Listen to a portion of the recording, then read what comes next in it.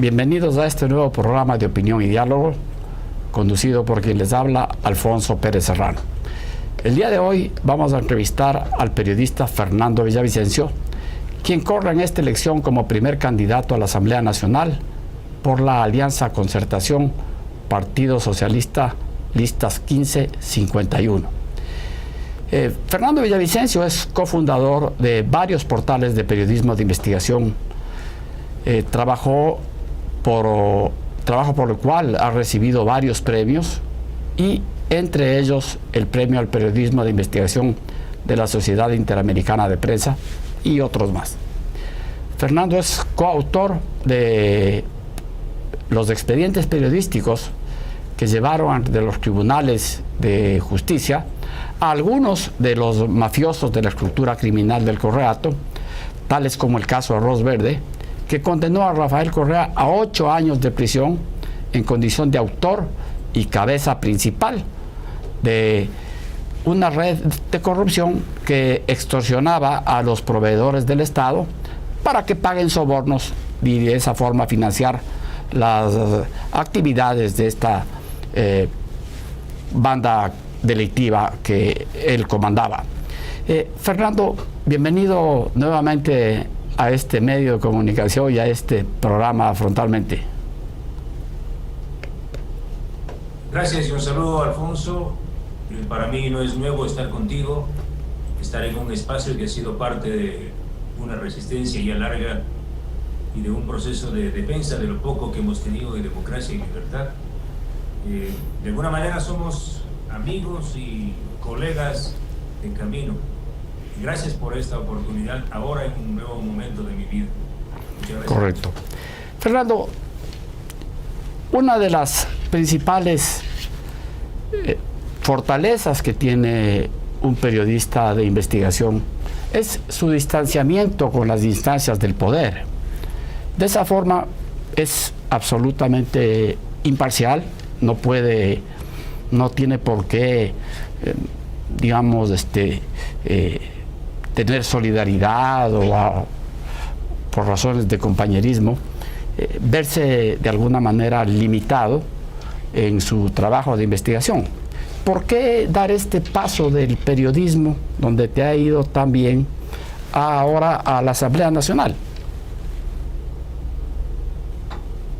En los últimos 10 años, puedo decir 13, ante el copamiento del Estado por parte de grupos mafiosos, quizá el único espacio, o el espacio más valiente que combatió y enfrentó a esta estructura criminal fue el periodismo. Es decir, el periodismo, si quieres tú entender el periodismo clásico, ¿sí?, quedó en el olvido. Fue el periodismo y fueron los periodistas, algunos, los que dimos la cara cuando los políticos estaban de rodillas. La gran mayoría de políticos les temblaban las canillas, les temblaban las mandíbulas, y otros comían en palacio. Los periodistas, algunos periodistas, perdimos el miedo e hicimos política. Para mí nunca el periodismo ha sido extraño a la política. Es más, mis trabajos de investigación son altamente políticos. Arroz Verde es sin duda un volcán político de revelaciones, pero pues, por supuesto, nace de la investigación periodística. Y yo no sé hasta qué punto hoy se puede hablar en el mundo y en América Latina en especial de que el periodismo no puede pasar esta línea fina entre el periodismo y la política. El tema de fondo es: hay que ser buen periodista, hay que decir la verdad, y hay que ser buen político, porque también hay políticos buenos que dicen la verdad, y hay periodistas que ocultan la verdad, que negocian con la información, y hay políticos que también hacen eso.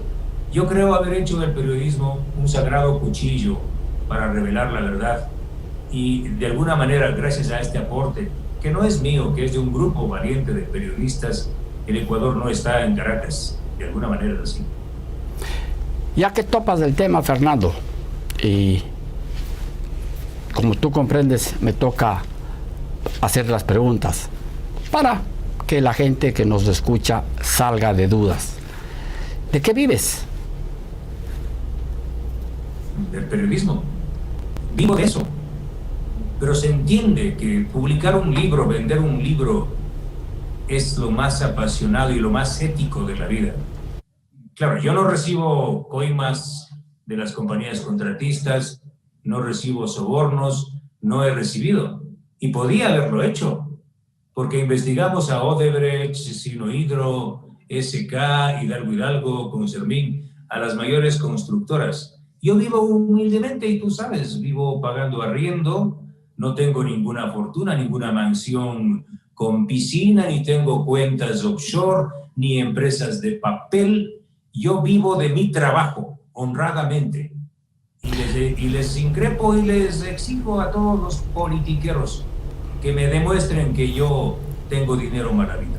Bueno, Fernando, esto más que dirigirse a los políticos o a quienes recurrentemente esgrimen esos argumentos para tratar de quitarle credibilidad a tu trabajo, sino que yo más bien te pido esta explicación para el público que nos ve, que también ha escuchado y tienen que escuchar las respuestas de tu boca, no de la mía. Por eso tengo que preguntarte. La otra cosa que también se dice, Fernando, es que tú con ciertos casos negocias con empresas o con personas para no difundir información que les corresponde, digamos, para no difundir información en las investigaciones que tú haces. Bueno, la respuesta a esa pregunta está en mis investigaciones. Por ejemplo, la investigación sobre INA Papers, que involucra al presidente Moreno, a sus familiares y amigos cercanos. Esa investigación salió de la pluma de Villavicencio. No salió de ninguna investigación de los correístas. Son los correístas los que se han apropiado de mi investigación. Entonces, mira tú, cómo mi trabajo periodístico no solo se limitó a investigar al un lado, sino a todos. Este mismo periodista que investigó el caso INA Papers también investigó la pillería del Correato resumida en el caso Arroz Verde, que es, a decir de muchos, la mayor investigación periodística de la historia de este país. Yo podía callarme, podía guardar los documentos, decir que no tengo nada que ver, pero me jugué con Cristian Zurita, Cristina Solórzano. Publicamos esta mega investigación. ¿Quién publicó, estimado Alfonso, la investigación sobre la corrupción en refinería de Esmeraldas los años 2015 y 2016? Tú sabes eso muy cercanamente. Lo publicamos en un portal valiente como Focus Ecuador, que hoy ya no existe. Fui yo quien reveló la trama de corrupción de Alex Bravo, las 5 o 6 empresas offshore que tenía, donde depositaba en sus cuentas decenas de millones de dólares. Gracias a mi investigación, Alex Bravo, Capaya y otros están presos. O preguntemos quién reveló el caso de Tomislav Topic, ¿sí? Tú sabes eso. ¿Quién reveló que el señor tío de Jorge Glass recibió 16 millones de dólares en las cuentas de la empresa Glory International? Fue Fernando Villavicencio. ¿Quién reveló la trama de corrupción de la refinería del Pacífico, de esa refinería que no existe y que le costó al país 1.523 millones de dólares? Fue Fernando Villavicencio. ¿Quién reveló la trama de corrupción de los hospitales, conocido como el Gran Reparto? Fernando Villavicencio y su equipo.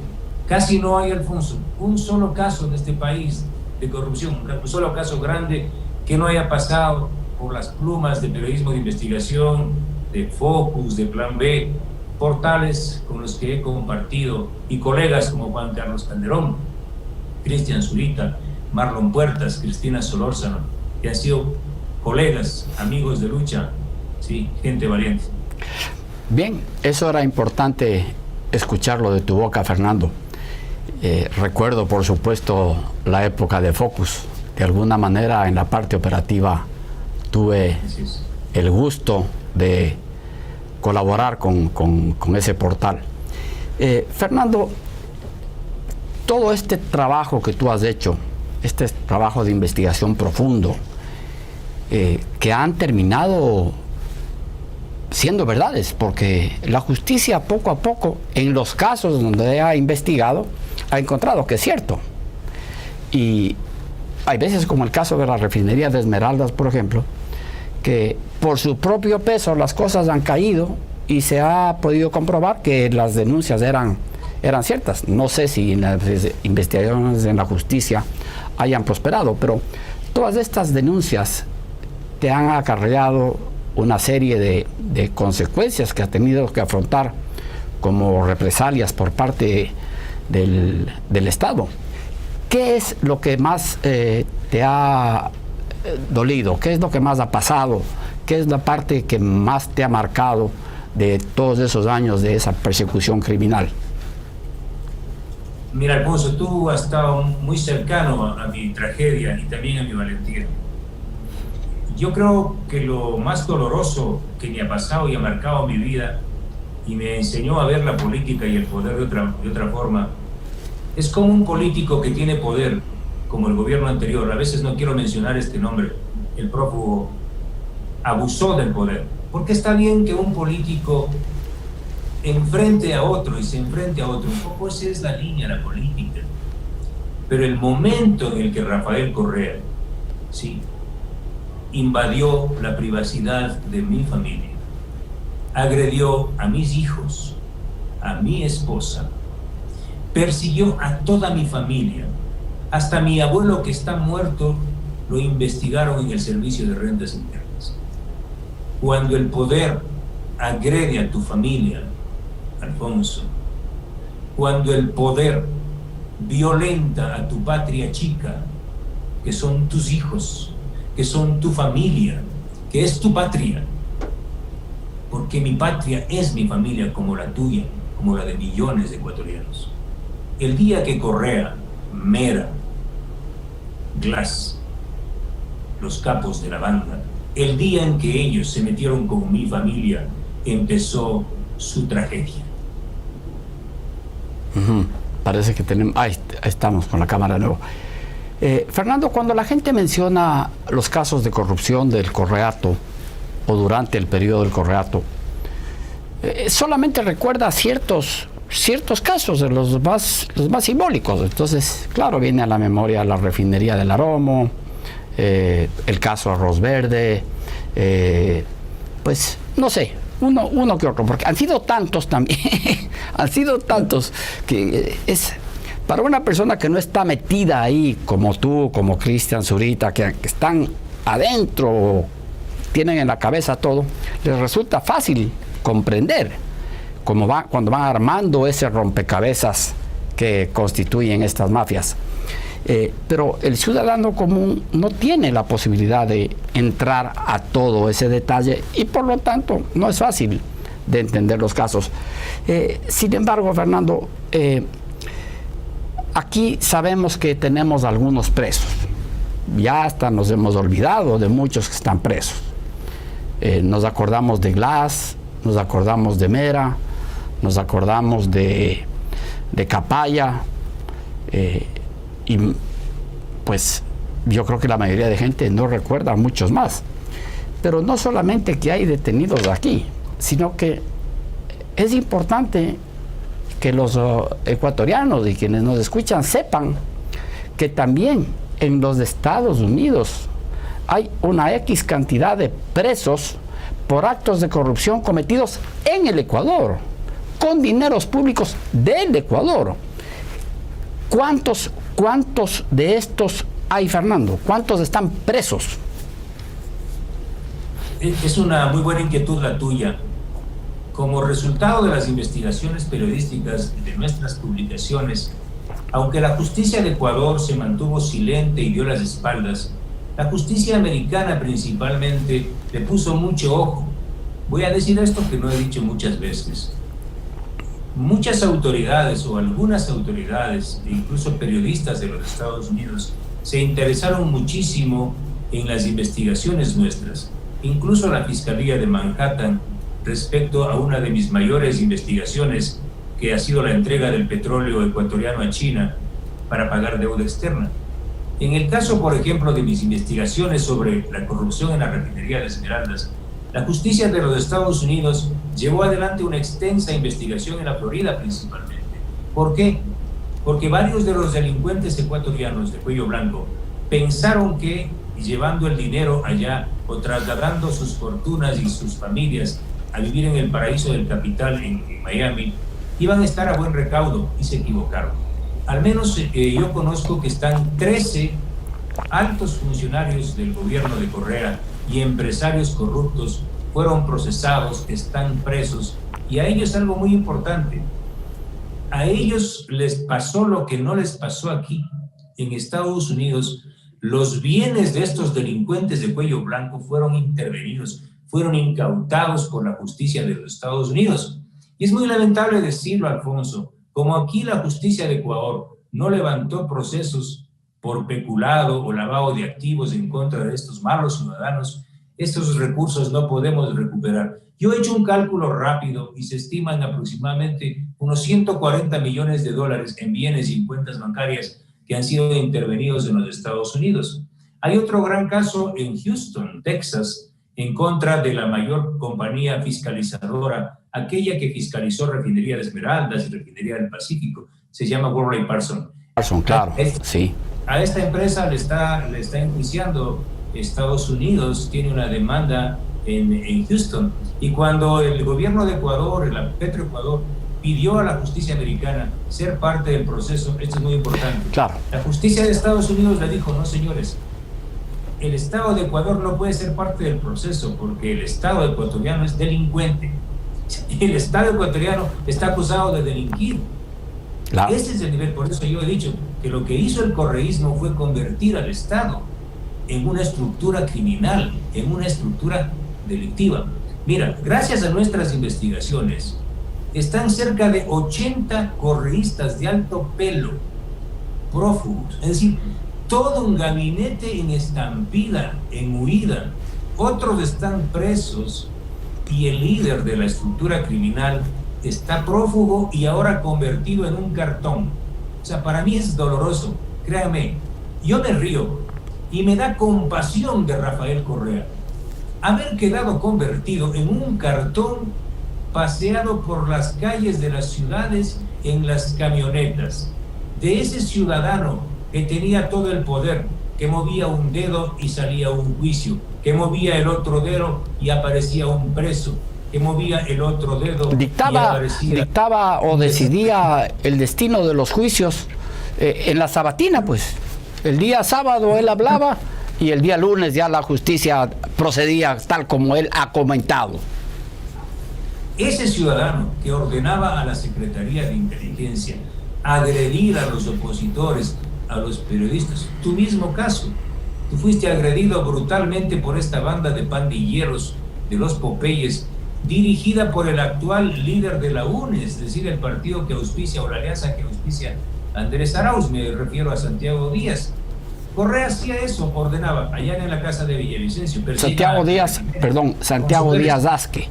Y es importante la interrupción esta porque, te digo, está enjuiciado penalmente, ya subió el juicio de la Fiscalía Provincial a la Fiscalía Nacional. O sea, ¿por qué? Porque ya la justicia ha encontrado que tiene que iniciar investigaciones sobre personas que tienen fuero de corte. Así que bueno, te comento esto porque por ahí Santiago Díaz anda diciendo que yo le persigo. Yo no le persigo a él, la justicia lo está persiguiendo. Sí, entonces yo insisto en esto, políticamente yo creo que la peor derrota de Correa no es un tema de urnas, la derrota es la derrota moral, la derrota ética. Él no va a volver nunca a este país, que sepan eso los feligreses del correísmo. Claro, porque aquí se levanta una campaña electoral e incluso se habla de que se piensa en una constituyente para reformar la Constitución y traer y darle amnistía a un sentenciado y prófugo. Pero ahora el prófugo acaba de decir desde Bélgica que él nunca ha pensado volver al Ecuador. O sea, señores que van a votar pensando en que Correa iba a volver, pues él no va a volver nunca. ¿Saben por qué? Porque esta sentencia de cohecho Es una sentencia que no se puede revisar, ni con amnistías, ni con indultos. Es una sentencia imprescriptible. Correa solo y solo tiene que venir al Ecuador a pagar 8 años. Además, hay como 20 procesos. Por ahora 8 años. Ahora, hay muchos casos en fila que se acumulan. Las penas se van a acumular. Está el proceso por el secuestro de Fernando Balda, está el proceso por Petrochina, hay aproximadamente, el caso del 30S del asesinato de Froilán Jiménez, están como 20 casos vinculados a violación de derechos humanos, a delitos de peculado, lavado de activos, etc. Es decir, estimados compatriotas, los que crean que Correa iba a volver, pues debo darles la muy mala noticia de que Correa no va a volver. Primero, porque yo pienso que para la mayoría de los ecuatorianos es una muy buena noticia. Hay unos pocos por ahí para los que puede ser una mala noticia. Alfonso, digamos con los términos exactos. Correa será pillo, pero no es cojudo. Claro. Además tiene demasiada plata afuera. No va a venir a sacrificarse aquí. Él lo que quiere es utilizar a sus comodines, ¿sí?, a estos feligreses como Arauz y algunos que se han prestado para ir en las listas de asambleístas para jugar aquí en el tablero de la política y tener presencia e intentar cuidarse de los otros juicios controlando la justicia. Ya lo dijo Arauz, vamos a revisar esa sentencia con los jueces, qué bonito, solitos se muerden la lengua y se envenenan. Esto es muy importante, me da una honda pena y compasión de que el super rey todopoderoso, monarca de monarcas, Rafael Correa Delgado, ahora solo quede como un cartón que se pasea en las camionetas. Y yo agregaría algo, Fernando. No puede venir no solamente porque la justicia lo persigue, porque tú sabes que en este país se puede hacer todo. Probablemente, si consigue mayorías, podrá regresar y estar libre.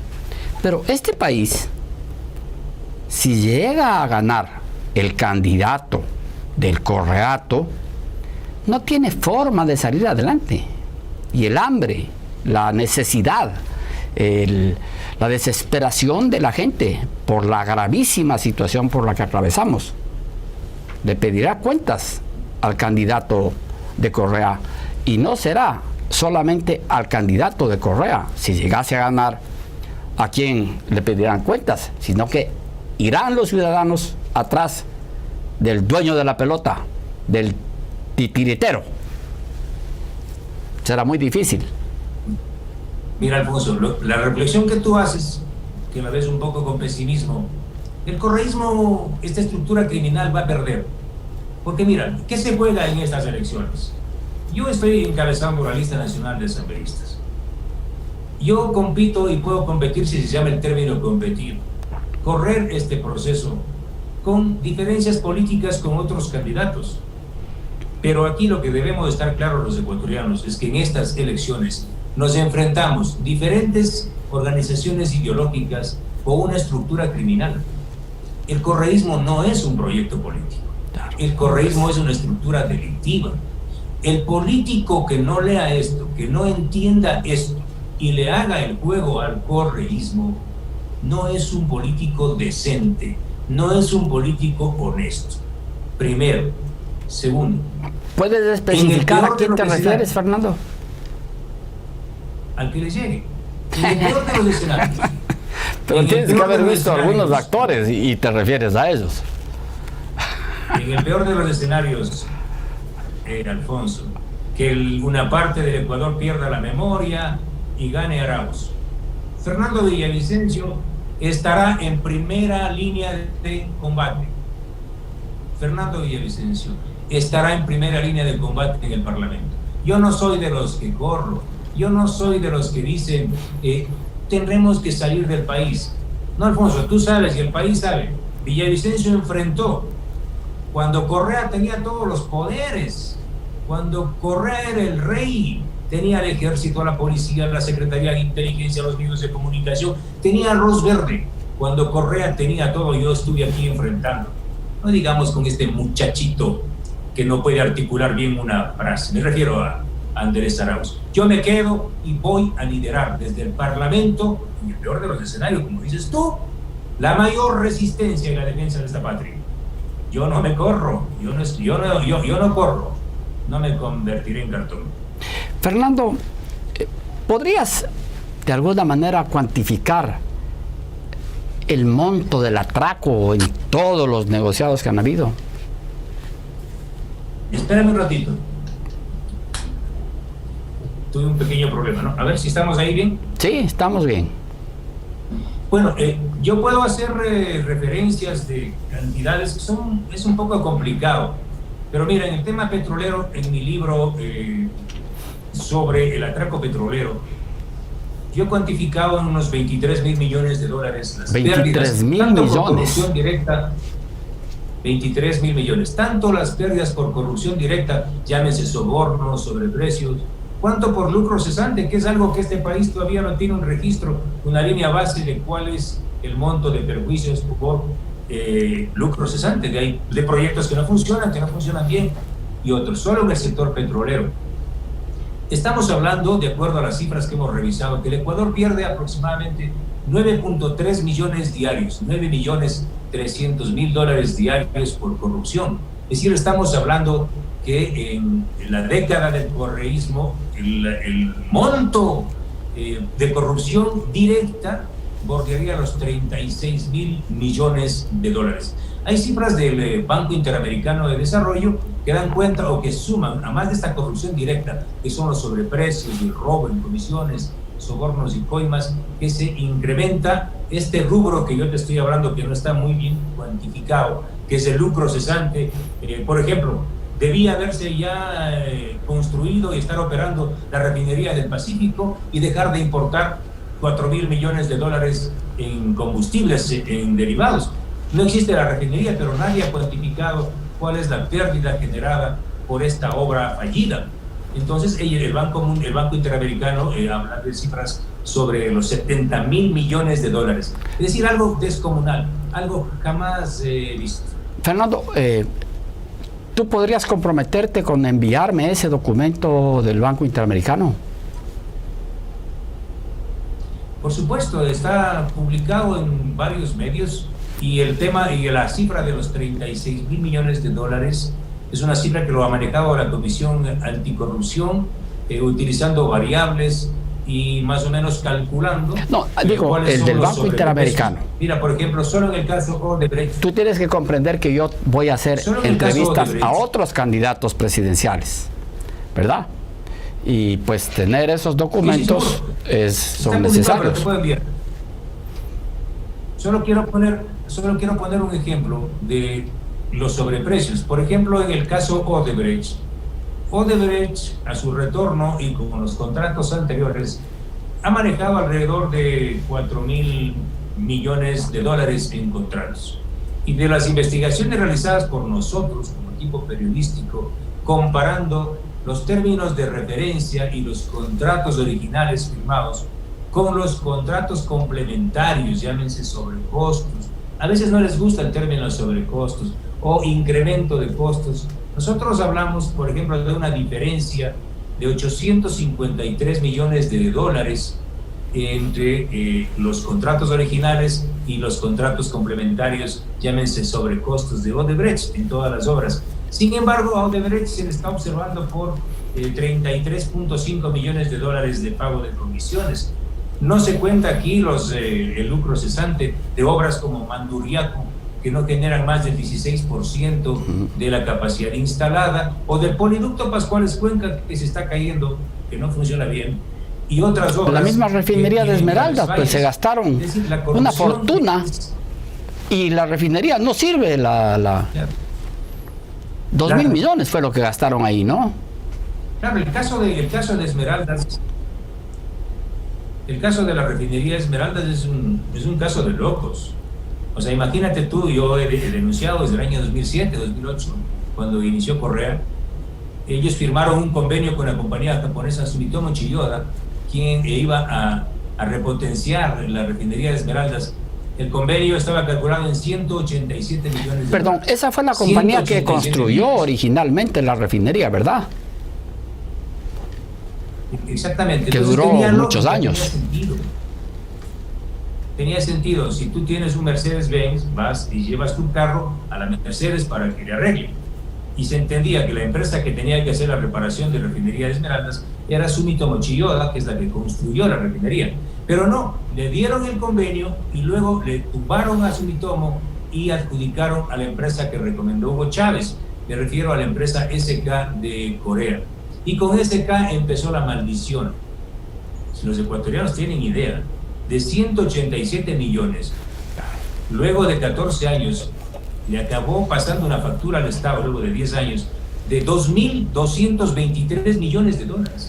O sea, entre 187 millones y 2.223 millones hay un Amazonas de distancia. Pero no solo eso. El estudio contratado por el gobierno de Moreno. Pero no solo eso, Fernando, sino que a la final se pagaron los 2.000 millones y no funciona de todas formas. Pero claro, no resolvieron el problema central de la refinería, que era la producción de combustibles contaminantes. No sé si los ecuatorianos saben que luego de haberse gastado 2.223 millones, esa refinería sigue sacando apenas el 50% de combustibles limpios y el resto es fuel oil, es decir, es un combustible contaminante que no sirve para el mercado, hay que procesarlo y exportarlo. Pero de ese 50% de combustibles, de productos limpios, esos productos limpios, entre comillas, tienen 1.500, 1.400 partes por millón de azufre. Y los que saben de temas ambientales, de la actitud lesiva de los químicos, pueden decirme que eso es mortal.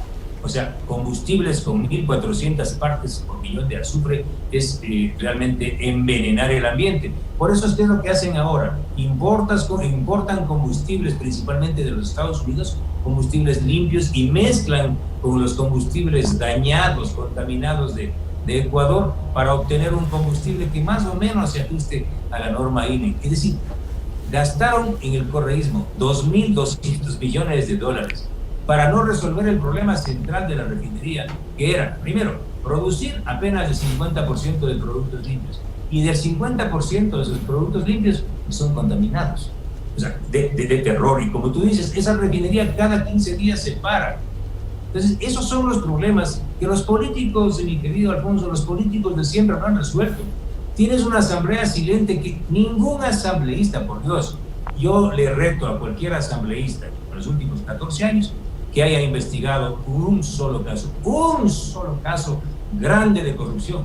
Ni siquiera saben, confunden API con NPI, ni siquiera pueden leer un papel. Y tú sabes que no miento.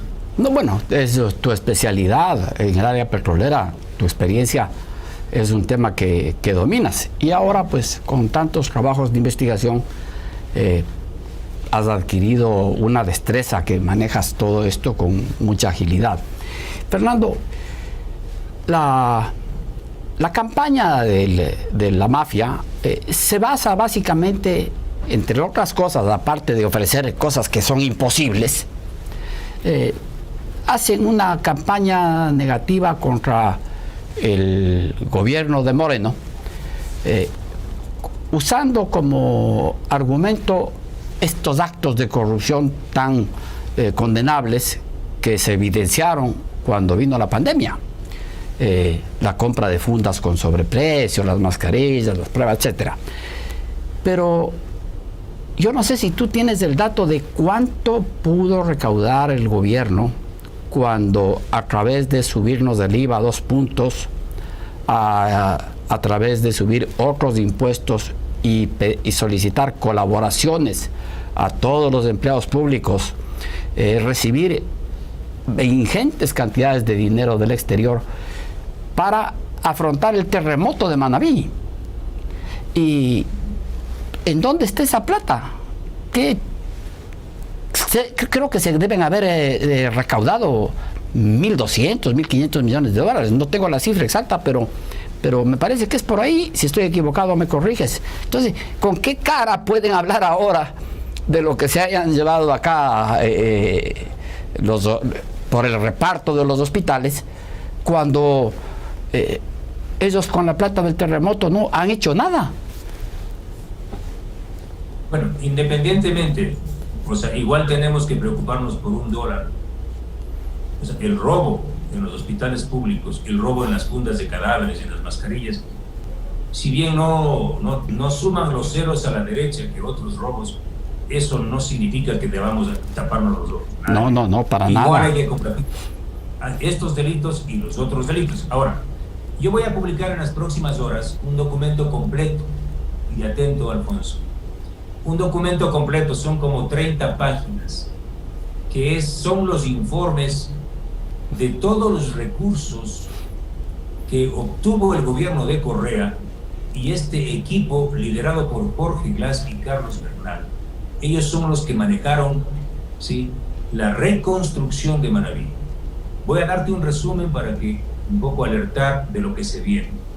Este documento, firmado el 24 de mayo del año 2017, es decir, a pocas horas de que Correa deje el poder, en el Hotel Oro Verde de Manta, Jorge Glass y todo el equipo de la reconstrucción adjudicaron a dedo 600 contratos para la reconstrucción de Manabí por una cifra cercana a los $3.000 millones. $3.000 millones.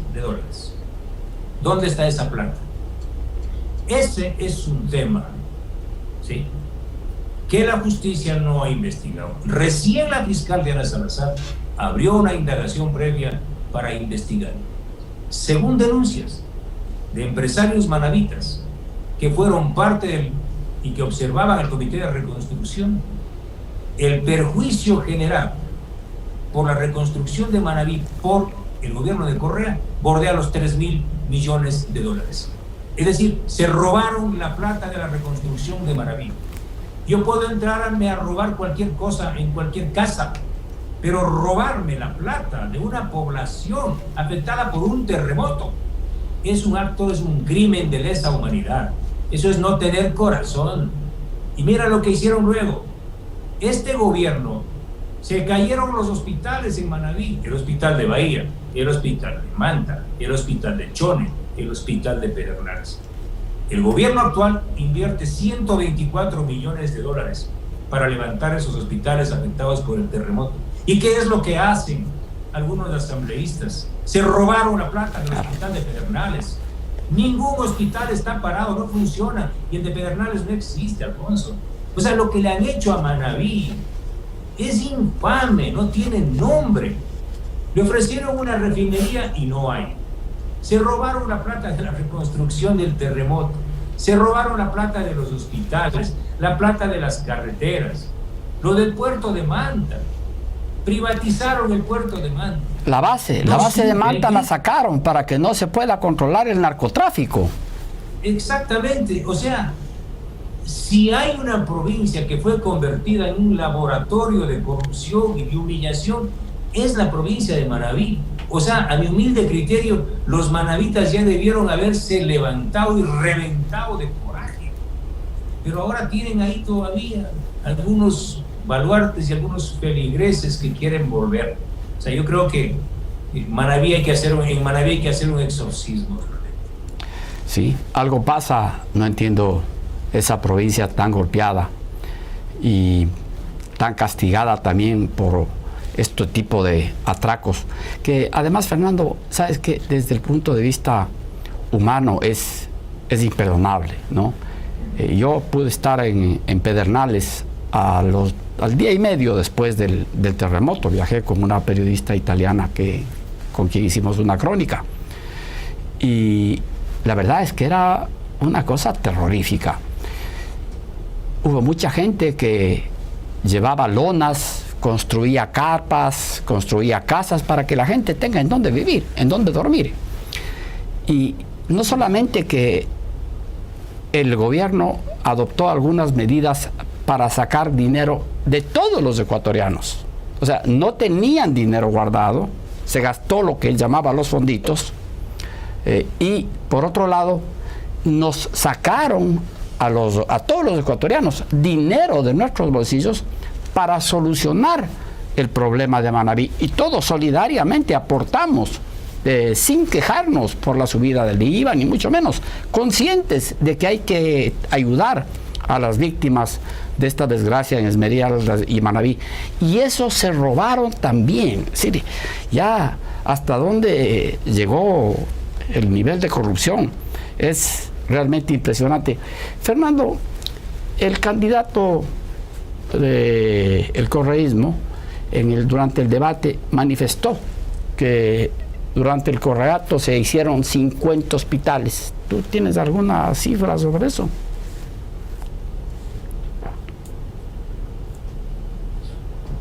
Bueno, sí, el candidato del correísmo dice cualquier cosa, pero dice medias verdades. Se hicieron algunos hospitales, en particular en la época del correísta que manejó la seguridad social. Construyeron 4 hospitales del IES con un sobreprecio descomunal: el hospital de Guayaquil, el hospital de Machala, el hospital de Quito y el hospital de Manabí. Todos esos hospitales fueron adjudicados a dedo y los sobreprecios están ahí. Yo les invito a leer periodismo de investigación, están ahí. Claro, construyeron hospitales, porque ¿de dónde tenían que robar? De los hospitales. Un hospital que costaba $100 millones acababa facturado 200, 300 millones. Todas las obras levantadas por el correísmo tienen ese sello del sobreprecio, de la coima y del soborno. Es decir, el señor Arauz no puede intentar lavarse las manos diciendo que han construido, porque justamente ese fue el mecanismo. Se endeudaron, contrataron deuda pública carísima, y con esa deuda levantaron proyectos elefantes blancos como refinerías que no existen, y Achay, por ejemplo, más de $1.200 millones en esta ciudad del conocimiento. ¿Dónde está la ciudad del conocimiento? 4 paredes, reducido en una esquina. Esta es la universidad, símbolo de la nueva ciencia y de la tecnología que ofreció el correísmo. Y Achay es una vergüenza de universidad, sin duda. Es una de las expresiones académicas de cómo robar en época de bonanza. Claro, hicieron cuando tenían plata de la deuda. Podemos seguir hablando de todas las obras, desde los grilletes. Yo hice una investigación, de cómo con plata del petróleo compraron los dispositivos. Estuviste en una entrevista cuando tenías el grillete, yo no sé si tú recuerdas, fuiste a Ecuador en vivo, digamos en Quito, pues, ¿no? Y tenías un grillete que en realidad ahí nos dimos cuenta que no, tú narraste que prácticamente funcionaba pésimo, que había habido un negociado también en eso, ¿no? Bueno, sí, en mi caso yo tenía un grillete por haber escrito contra el gobierno. Claro. Hay sí. otros que tienen grillete por haberse robado la plata de los ecuatorianos. Esa pequeñita diferencia. Pero yo hice una investigación, lo publicamos en Periodismo de Investigación, en otros portales, confirmando con documentos que el gobierno de Correa, hasta en los grilletes, cometió el delito de peculado. Incluso hubo un informe de Contraloría donde se señalaba una glosa de $9.5 millones en la compra de los dispositivos, con un sobreprecio del orden de 930 millones, 930% de sobreprecio. Imagínense, costaba un dispositivo $120, pero nos vendieron en más de cerca a $1.000 cada dispositivo, cada grillete. Es decir, en todas las obras, grandes o pequeñas, el mecanismo era el mismo. Por eso Arroz Verde tiene una importancia suprema en el país, no solo para el periodismo de investigación, sino para la justicia, porque Arroz Verde permitió identificar el mecanismo. El mecanismo no era otro que los sobornos. Es una industria del soborno, como definimos nosotros. Es decir, desde el más alto nivel del poder, desde el despacho presidencial, desde el templo de la democracia. Alfonso, amigas y amigos, el primer ciudadano de la patria, el que debe dar ejemplo de ética y de moral, dirigió una estructura criminal para pedir plata, recursos, sobornos a las compañías contratistas. A cambio les entregaban contratos con sobreprecios, ¿sí?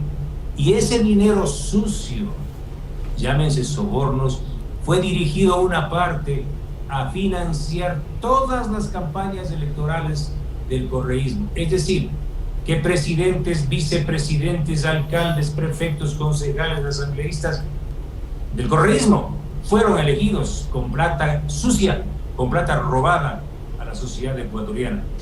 Ese es el mecanismo. Eso descubrimos nosotros como periodistas y por eso están presos y están prófugos. Fernando, el haber topado estos temas era fundamental y te voy a explicar por qué yo quise entrar en este asunto. Con una desvergüenza impresionante, ahora los correístas tienen la cachaza de acusar de corruptos a los actuales gobernantes, a los actuales ministros, a los actuales diputados, cuando todos ellos fueron electos, escogidos a dedo por Rafael Correa. Todos los diputados que han salido por el tema de diezmos, por diferentes causas, algunos presos incluso, suplantación de títulos, etcétera, falsificaciones, todos fueron electos por las listas de Rafael Correa, que él armó. Entonces, ahora le reclama al actual gobierno por lo que ha hecho, supuestamente, como si se tratase de algo en el que ellos no tienen nada que ver. Ellos ganaron esas elecciones, su candidato ganó, sus asambleístas ganaron. Lo que pasa es que una parte, para seguir robando, se pasaron al lado del morenismo para tener acceso, como ya se pudo ver con el diputado de Manabí precisamente, entre otros casos. Entonces, para mí sí es importante, y creo que para la ciudadanía es muy útil, que no caigamos en esta trampa en donde sucede que los más grandes ladrones y atracadores que ha tenido el Ecuador le acusan a otros de haber cometido los atracos, cuando esos otros son parte de ellos mismos. Pero más que la responsabilidad individual, ellos crearon un sistema. El mecanismo de arroz verde fue institucionalizado y legalizado. Porque, a ver, el fondo del tema de los sobornos y de los sobreprecios, de la corrupción, nace de una estructura creada el año 2008 en Montecristi. Ellos crearon un parlamento, una asamblea silente, una asamblea que no puede fiscalizar, que no fiscaliza. Ellos crearon leyes para institucionalizar, por ejemplo, los decretos de excepción. Atrás de cada gran robo hay un decreto presidencial de Correa que dice adjudíquese a dedo, vía emergencia. ¿Qué emergencia podía haber? Construir una refinería del Pacífico que ha pasado 14 años. ¿Dónde está la emergencia? La emergencia era el robo. Entonces sí te das cuenta, Alfonso, y los ecuatorianos que me ven, que me escuchan, que el origen de la corrupción está en esta estructura delictiva montada por ellos. Por eso es que yo planteo que si queremos cambiar esto, tenemos que hacer una transformación radical de fondo, ir a un nuevo modelo de parlamento, echar abajo los decretos de excepción para adjudicar contratos, esta figura delictiva del giro específico del negocio. Lo mínimo que tenemos que hacer es volver a los procesos de licitación pública nacional e internacional para que ganen los que oferten mejores precios, oferten calidad, oferten tecnología. Eso aquí en el país ya no existe, fue enterrado por el correísmo. Y principalmente yo te diría algo, ¿quiénes son responsables de habernos dejado al gobierno de Moreno? A ver, seamos sinceros. ¿Quién dijo que Moreno era el mejor candidato de la historia de este país? ¿Quién señaló las cualidades de Moreno como el mejor candidato? Rafael Correa. Correa, pues. Rafael Correa dispuso que Moreno sea el candidato y que Jorge Glass sea el binomio. Así fue, claro. Es más, ¿quién lideró el fraude el año 2017? Porque quedó claro para todos. Incluso yo publiqué un audio, ¿recuerdas tú?, de Eduardo Mangas, donde Mangas decía, pero nosotros sabemos, y Correa sabía, que todas las denuncias de Villavicencio eran ciertas. Correcto. Así también ustedes saben que hicimos fraude, que no ganamos las elecciones. Es decir, ellos confesaron que hubo fraude del 2017, que quien ganó las elecciones era Guillermo Lasso. Es decir, Correa lideró, Correa los dejó de herencia a Moreno y para dejarlos tuvo que hacer fraude. Esa es Fernando, la realidad. ¿De qué se quejan ahora? Fernando, contigo podríamos hablar sobre esto. No se puede hacer toda una serie de 10, 12 episodios. Pero antes de terminar, porque ya llevamos un buen rato, ¿cuáles son las principales propuestas que tú llevas al Parlamento, Fernando?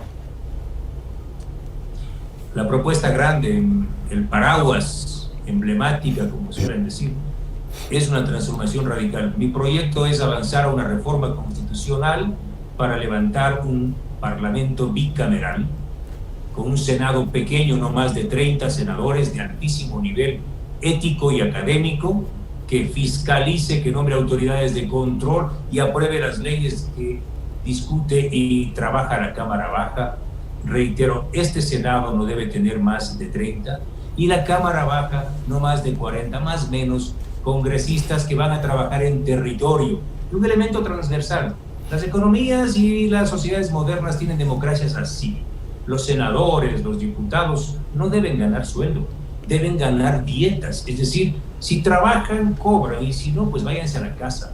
Estoy planteando ese gran cambio. Eso significa echar abajo el Consejo de Participación Ciudadana, que es un infiernillo que alimenta a los dictadorzuelos. Pues Correa decía, yo soy presidente del Ejecutivo, presidente del Legislativo, presidente del Judicial. Él era presidente de todo, hasta presidente de los baños públicos del Ejido, Quito. Claro, porque tenía un infiernillo que se llama Consejo de Participación Ciudadana. Si queremos cambiar este país, debemos demoler esta estructura corrupta, esta asamblea chavista, esta constitución en su gran mayoría chavista, y provocar una reforma. Yo planteo no una constituyente, una consulta popular en los primeros 100 días, con 10 grandes temas en el plano de la economía, en el plano del extractivismo, y estos para hablar de la demolición de la Asamblea y del Consejo de Participación Ciudadana. Y por lo demás, los cambios los vamos a hacer en leyes y fiscalizando. Mi gran tarea, además de esta, Alfonso, tú sabes, tengo miles de documentos que nadie tiene, el mayor banco de información. Y si llevé adelante como periodista la mayor tarea de fiscalización desde la sociedad civil, lo voy a hacer mucho mejor, muchísimo mejor, con un poquito de poder desde el Parlamento. Ya vas a ver. Bueno, y estoy seguro que tratándose de fiscalizar el perjuicio a todos los ecuatorianos, difícilmente se encontrará oposición, salvo de los que se sientan perjudicados, porque no de otra manera se justificaría el no apoyar estas investigaciones. Fernando, ¿te queda algo por decirle a los ecuatorianos? ¿Quieres enviar un mensaje final?